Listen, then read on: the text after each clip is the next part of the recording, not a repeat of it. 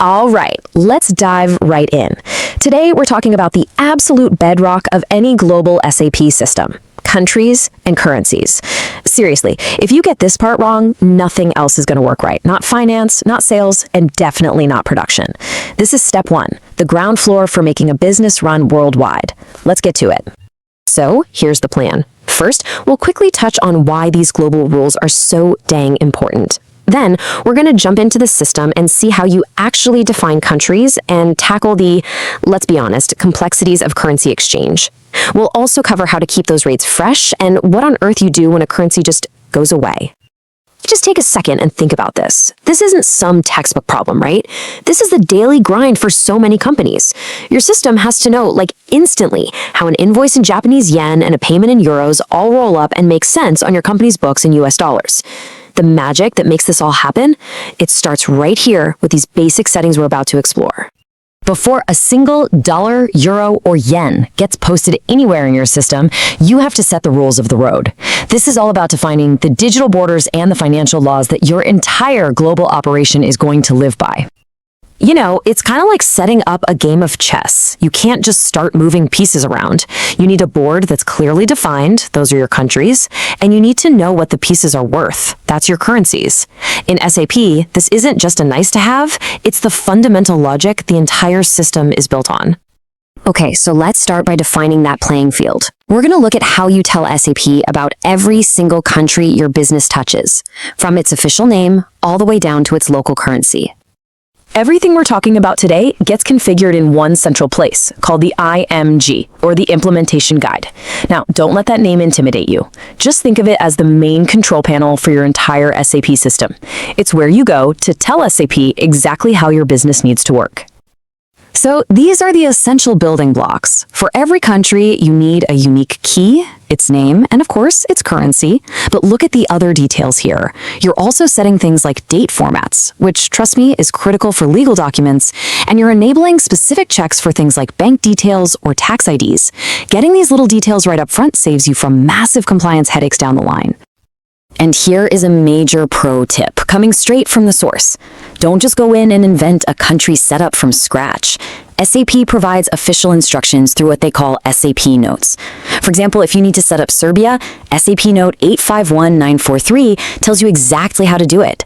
Following these guides is going to make sure your system stays compliant and just works.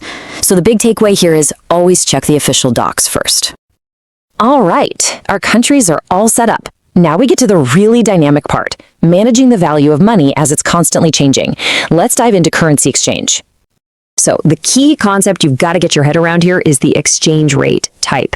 See, a business might need a few different rates for different things. You might use an average rate for planning, a specific buying rate for when you're purchasing parts, and a selling rate for your sales team. These exchange rate types give you the flexibility to have all these different rates living in the system at the same time. Now, of all the rate types you can create, one of them is king, type M. This is your standard default average rate. When you post a simple document between two currencies and you don't say otherwise, SAP is going to look to type M to do the math. It's the workhorse of currency translation, and you have to keep it maintained for any foreign currencies you deal with. Okay, so when you actually enter a rate, you have to tell the system how you're quoting it. Is it a direct quotation, where you're saying it costs me this many of my local dollars to buy one of their foreign euros? Or is it an indirect quotation, where you're saying one of my local dollars will get me this many of their foreign euros? It's really just two sides of the same coin, but the system has to know which side you're showing it. Let's make this super clear with an example. Let's say your company's home currency is the US dollar.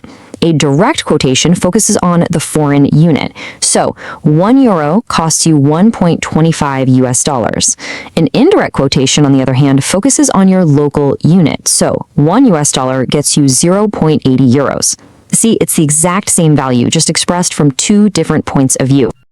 So, we've got our rate types, but we all know exchange rates don't just sit still. They're changing constantly. How in the world do you keep your system's data from being out of date almost immediately? Well, SAP gives you a few options. You can always just punch in a rate by hand for a one-off thing. But for daily updates, you need something automated. The classic ways involved running special reports or using these data files called iDocs. But in a modern S4HANA system, there's a much slicker way to do it. And this is it, the Fiori app called Import Foreign Exchange Rates.